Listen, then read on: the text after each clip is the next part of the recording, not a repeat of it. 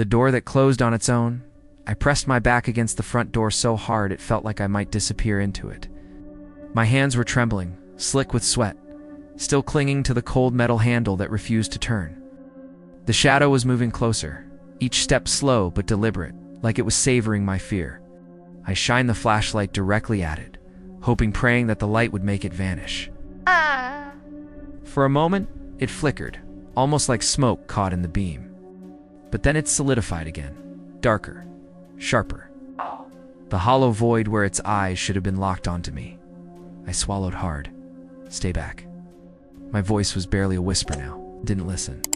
The laughter I had heard before warped into something else, groaning, guttural, almost like 1,000 voices tangled together. They filled my ears, squeezing out every rational thought. I did the only thing I could think of. We bolted toward the side hallway, away from the stairs.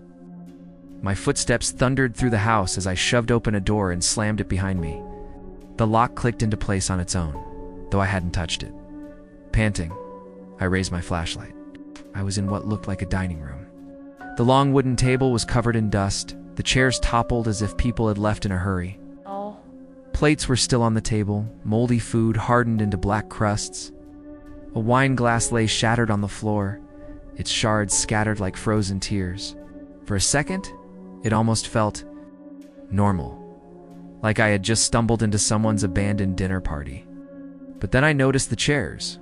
They weren't all facing the table. Some were turned toward the walls, as though whoever had been sitting there didn't want to look at what was in front of them.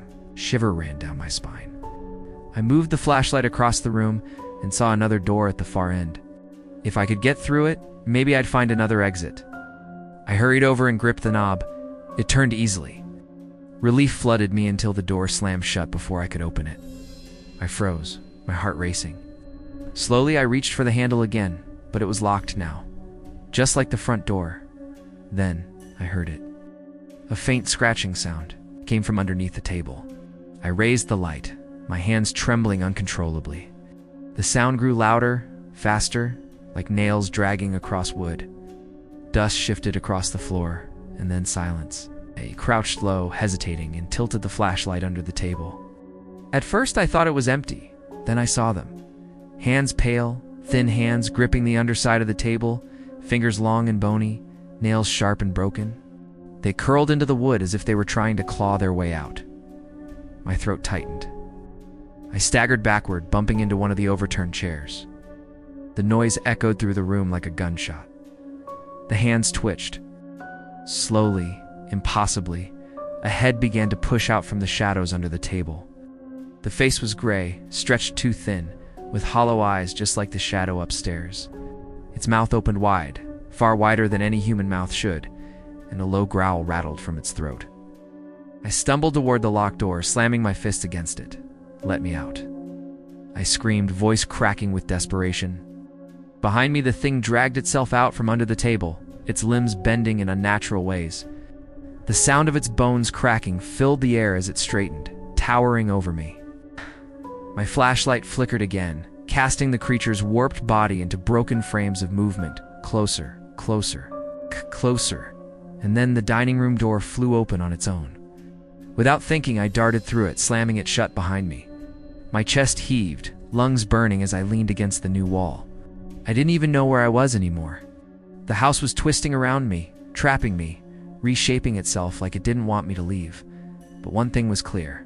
Whatever was in this house, it wasn't human, and it wanted me to stay. Whispers in the abandoned house. I stood frozen, my flashlight trembling in my hand. That whisper wasn't my imagination. It wasn't the wind, it was real. And whoever or whatever had spoken was close. Too close. The doll still sat in the chair, its cracked face staring straight ahead as if mocking me. My instincts screamed at me to run, but my legs wouldn't move. Instead, I found myself whispering back, "Who's there?" The silence that followed was unbearable. My breathing grew faster, shallow, the ears strained for the faintest sound. For a moment, I thought maybe it had stopped. Maybe I was safe. Then the floor creaked 2 steps behind me. I whipped around, shining the light down the hall, but it was empty. Nothing but peeling wallpaper and shadows. Still, I felt a tan, invisible presence hovering right over my shoulder, waiting. Leave. The whisper came again. This time it carried anger. I stumbled backward into the room, nearly tripping over the chair. My light flickered once, twice, before holding steady again. I aimed it at the doll, and my stomach turned. It had moved. I knew it. The head was tilted now, its face angled toward me. The crack across its cheek looked deeper, almost splitting the grin wider. "Nope, I'm not doing this," I muttered, my voice shaking. I spun around and bolted into the hallway. The old house groaned with every frantic step I took. My shoes slipped on the dusty floor, but I didn't care. I just wanted out. The stairs were right ahead. I rushed toward them, desperate to escape, but halfway down, the front door slammed shut. The sound echoed through the entire house, so loud it made the walls shudder. I froze, staring at the door. It was closed-locked somehow when I knew I had left it open. Something didn't want me leaving. I gripped the railing, breathing hard, and tried to steady myself. "It's just my imagination," I whispered to myself. "The wind, the old house, that's all." But then I heard laughter. Not human laughter, not even close. It was high-pitched, distorted, like a recording played backward. It drifted from the second floor, the same place I had just fled. My skin prickled. Every hair on my body stood on end. I had two choices: try the front door, or face whatever was upstairs again. Heart pounding, I dashed to the door. I grabbed the handle, yanked it as hard as I could, but it wouldn't budge. My palms grew sweaty as I pulled and pulled, even threw my shoulder against it. Still nothing. It was sealed tight, as if the house itself had locked me in. Behind me, the laughter grew louder. I didn't want to turn around. I didn't want to see what was coming, but I couldn't help it. Slowly, I turned the flashlight toward the staircase, and that's when I saw it. Shadow. Not mine, not cast by anything I could explain. It stood at the top of the stairs, tall and twisted, its arms too long, its head tilted unnaturally to one side. It didn't move, didn't breathe. It just stood there, watching. The light shook in my hand, and for a second I thought I saw its face. But it wasn't a face at all, just hollow darkness where eyes should be. I staggered back, my body pressed against the locked door. "Stay away from me," I yelled. My voice cracked, but I didn't care. The shadow didn't respond. It only leaned forward, one step at a time, descending the stairs.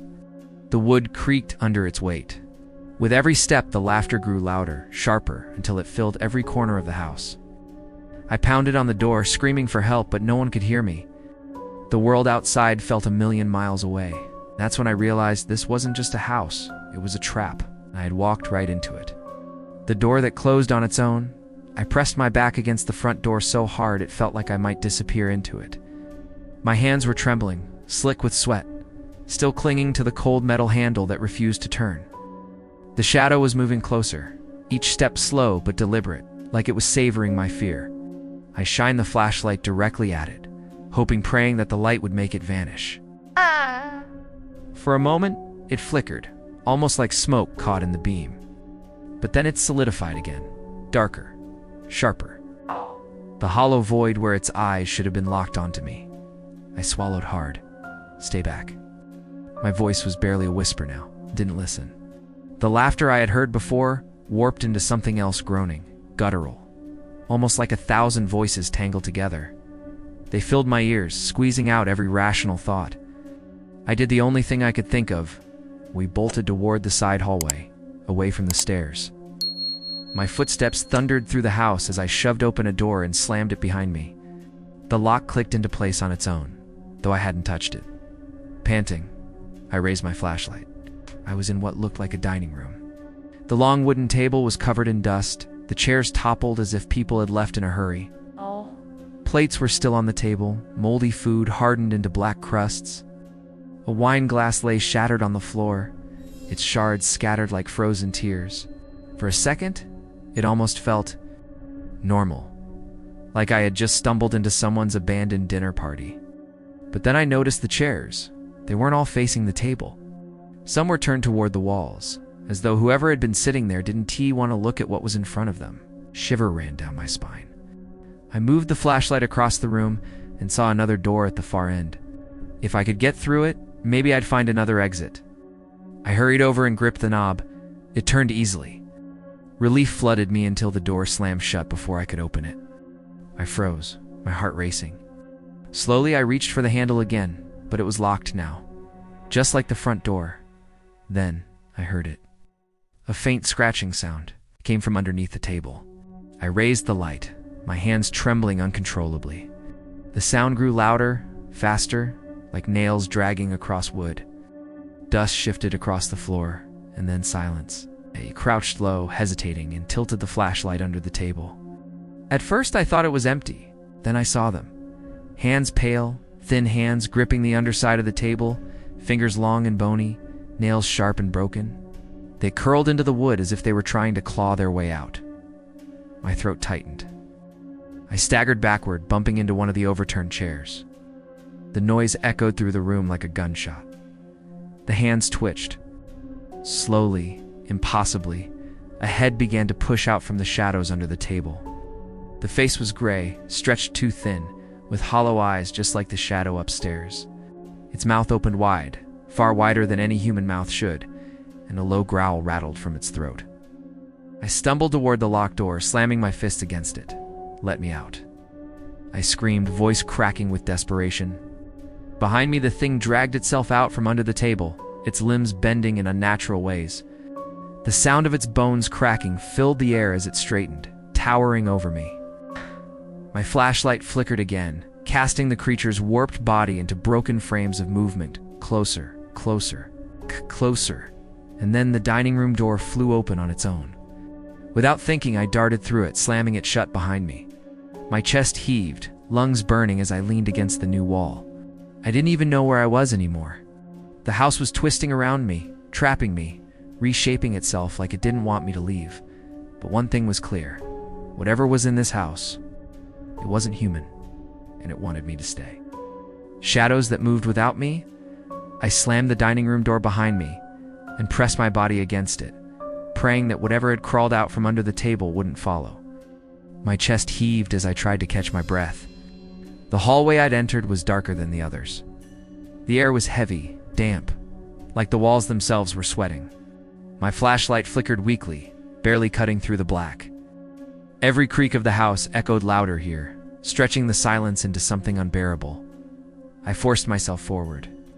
The hallway twisted and turned in ways I didn't remember from the outside. It was as if the house had changed shape, building endless corridors just to keep me lost. My footsteps echoed strangely two-like. There were two sets, instead of one. I stopped walking. The sound stopped. I took one slow step. Another footstep followed, but it wasn't mine. Cold sweat dripped down my face. I spun around, shining the light behind me, but the hallway was empty. Nothing but peeling walls and shadows. "No," I whispered. "This isn't real. It's in my head." But deep down, I knew it wasn't. I turned back, hurrying now, desperate to find any way out. My flashlight beam jittered across the walls, and that's when I noticed something that made my stomach drop. As the shadows on the walls, they weren't matching me.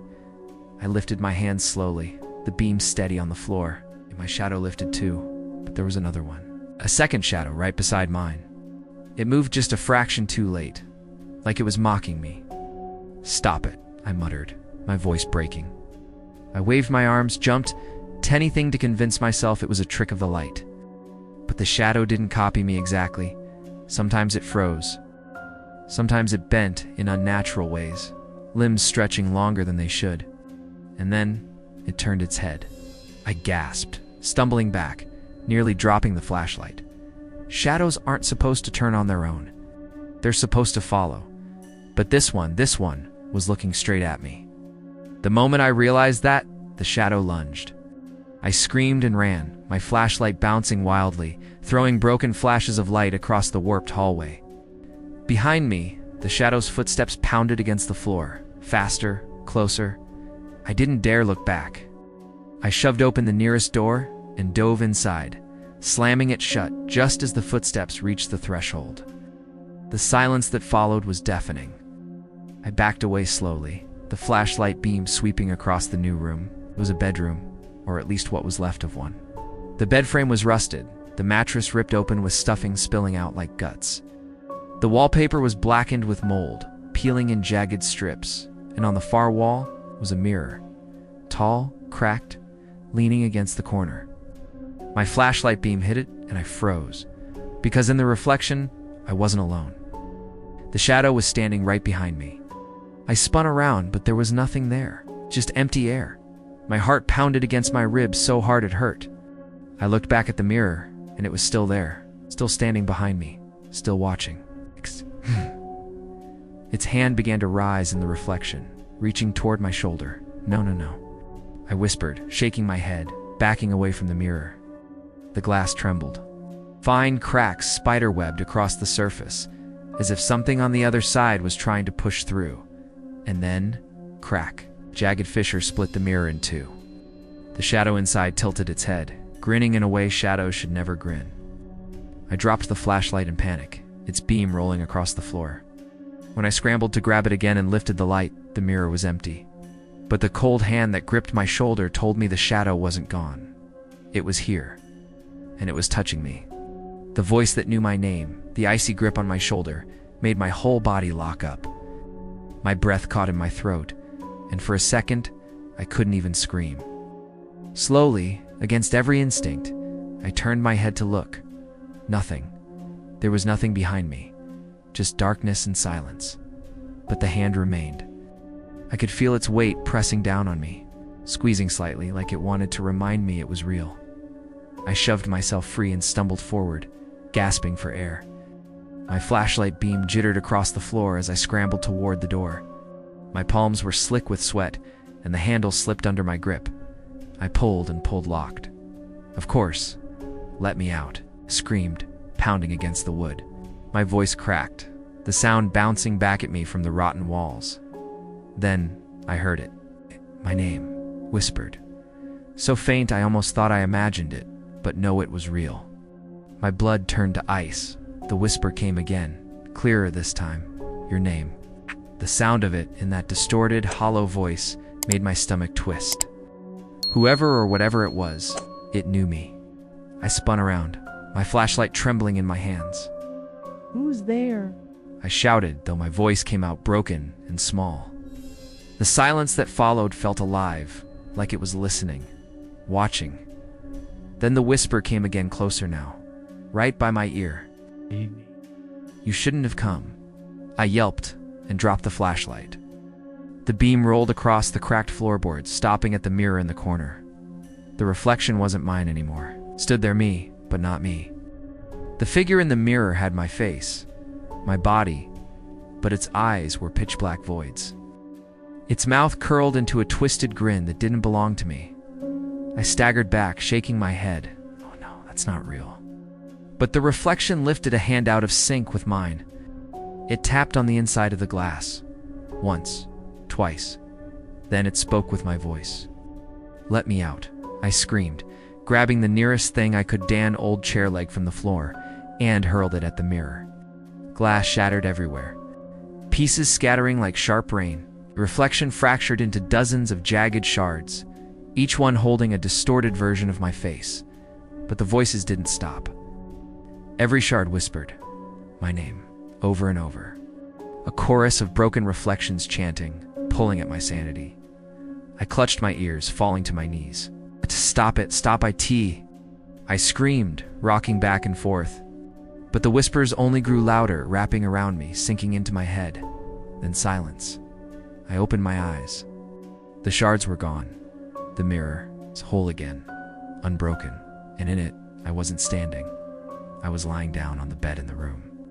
My reflection stared back at me, motionless, eyes closed like a corpse. Cold realization washed over me. The mirror wasn't showing me, it was showing what would happen to me. Suddenly, the whisper returned, but now it was deeper, harsher. You belong here. The bed behind me creaked.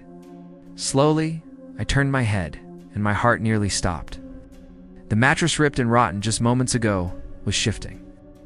The blankets pulled back on their own, as if inviting me in. The shape of an invisible body pressed into the sheets, leaving a hollow space, waiting. The air grew thick. Every instinct screamed for me to run, but my legs felt heavy, rooted to the floor. Ow. The voice spoke again, sharper, commanding this time. Lie down. I shook my head violently, backing toward the door. No, I won't. The shadows along the walls stretched toward me like grasping arms. The temperature plummeted, my breath fogging the air. The house itself seemed to lean in, pressing me closer and closer to the bed. And for the first time, I realized this wasn't just a haunting. It was a possession. The house didn't want me dead. It wanted me to stay. Trapped between fear and reality, the bed's hollow indentation seemed to breathe, drawing me in like a lung pulling its smoke. Every nerve in my body screamed to run, but running felt impossible, like wading through water made of molasses. The house wasn't just closing doors anymore. It was closing my will. Lie down, the voice had said. It wasn't coming from any one place now. It vibrated through the floorboards, rose up through the walls, and filled my bones. It tasted like iron and mildew, and it seeped into my mouth when I breathed. I stumbled backward until my shoulder hit the wall.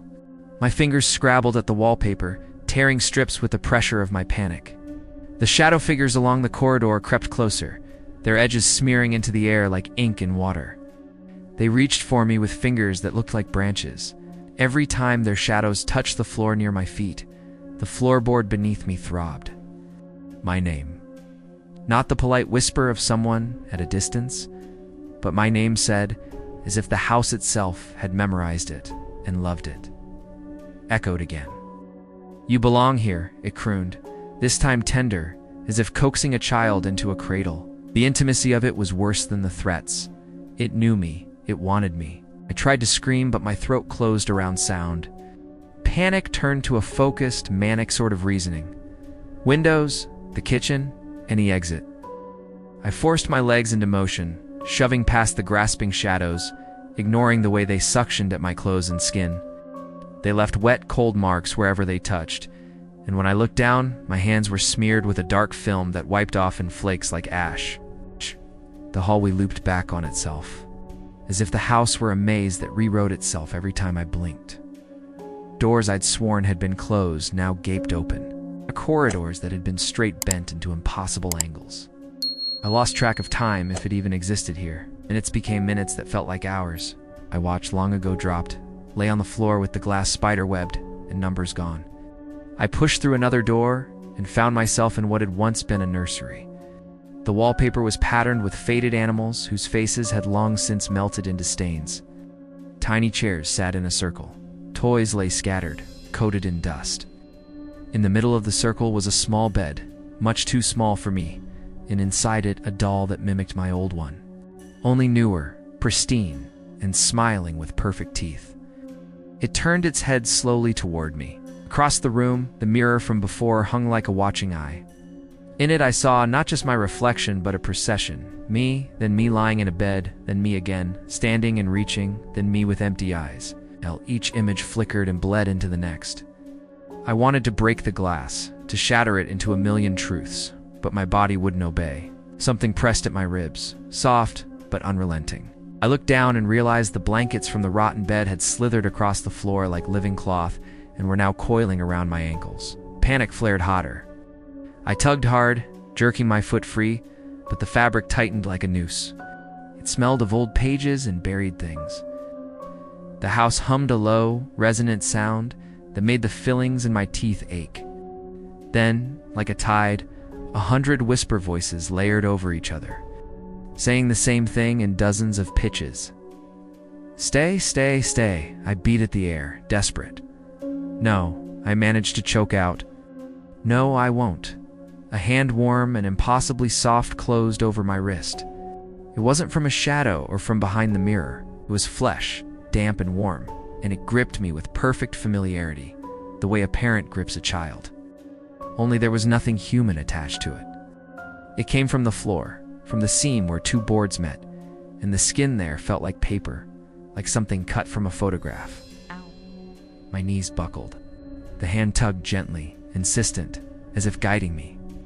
It wanted me to kneel, to accept, to become pliant. Images flashed behind my eyelids rooms, layered over rooms' faces that wore my face like masks, me smiling, cleaning, arranging, years passing in a blink, my hair gone white and the house still young and happy.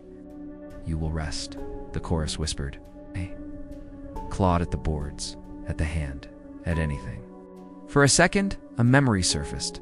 My mother tucking me in when I was small, her voice soft and sing-song. The warmth of that memory was a sharp spear of longing. The house used it, folding tenderness around terror until I couldn't tell which was which. It reached for me again, not violently, but with the patience of something that had been waiting a very long time. I had one thought left. Bright and burning, I would not give it my surrender willingly. Ripped my arm away, stumbled out of the nursery, and ran.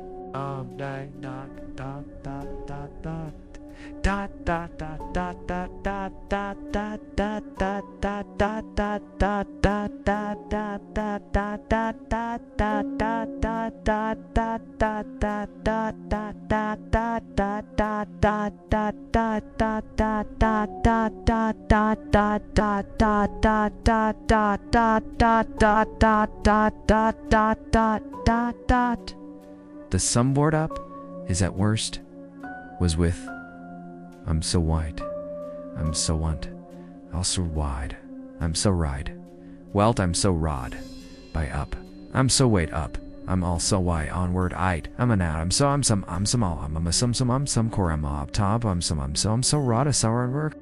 The face in the dark corner, I don't know how long I ran, and my legs felt like lead, my lungs burned, but I couldn't stop. The house stretched on forever, turning in impossible loops.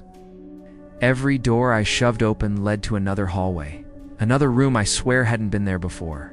The whispers followed me everywhere.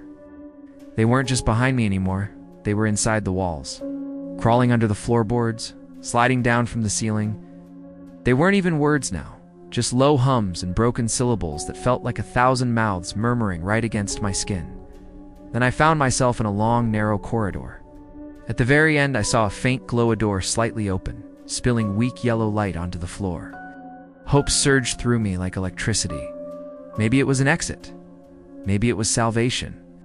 I staggered toward it, each step echoing too loud, too hollow. The whispers quieted as I approached, as if the house itself was waiting to see what I'd do. I pushed the door open. It wasn't an exit. It was a small, square room. Ow. The only light came from a single candle burning in the center of the floor. The walls were covered in old, torn photographs, pinned crookedly with rusted nails. My stomach dropped when I saw the faces in those pictures. They were all of me. Dozens, no.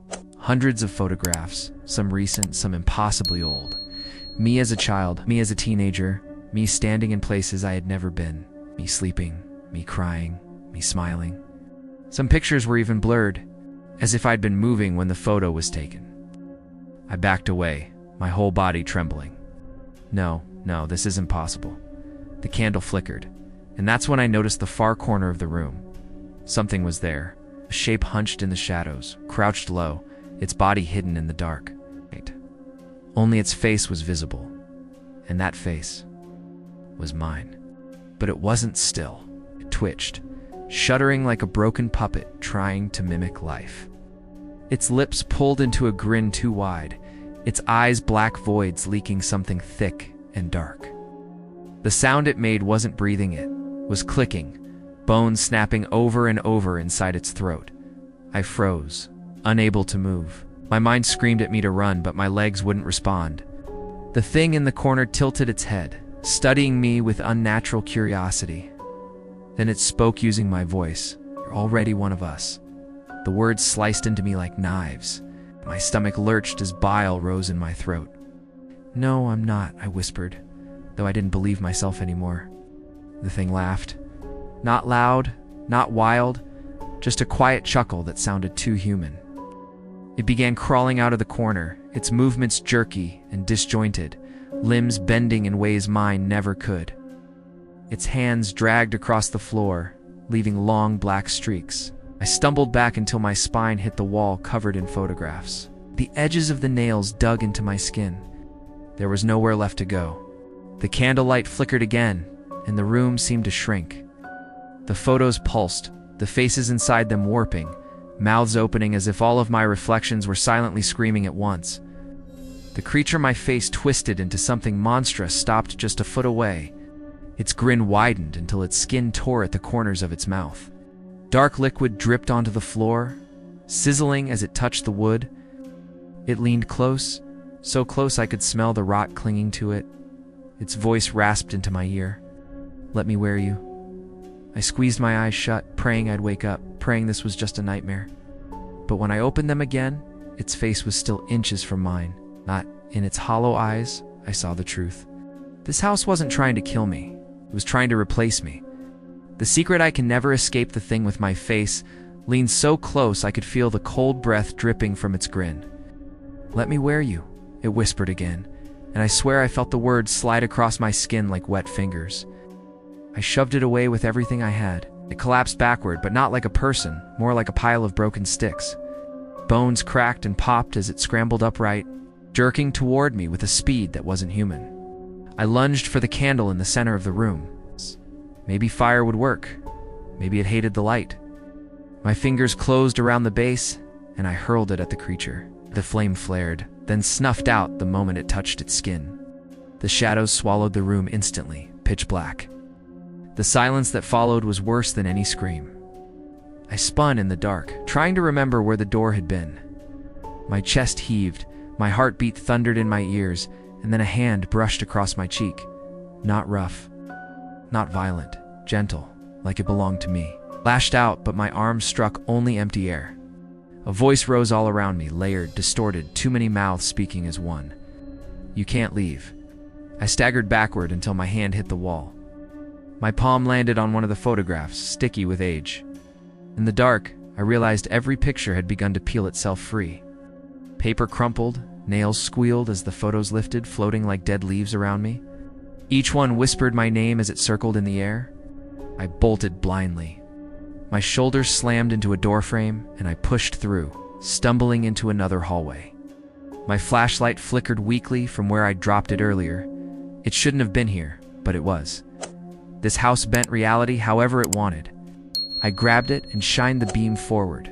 The corridor was lined with mirrors now, dozens of them stretching forever, and in every reflection, I saw myself, but not as I was. Some showed me screaming, some showed me smiling with black eyes, some showed me rotting, others showed me older, frailer. The mirrors hummed, their glass trembling as if eager to split open. One reflection stepped forward. Out of the mirror, its foot hit the floor with a wet smack, leaving a black footprint. Then another reflection climbed out, then another. Dozens of me, each twisted in different ways, spilling into the corridor. I turned and ran, but the mirrors kept spawning them, filling the hall with grotesque versions of myself. They didn't chase, they only watched, tilting their heads in unison, grinning with mouths too wide. Finally, I reached a door at the end of the hall. My last chance, I shoved it open, and I was outside. The night air hit me like a tidal wave, crisp, real, alive. I stumbled into the tall grass, the abandoned house looming behind me like a dark silhouette. My legs buckled, and I collapsed, sobbing with relief.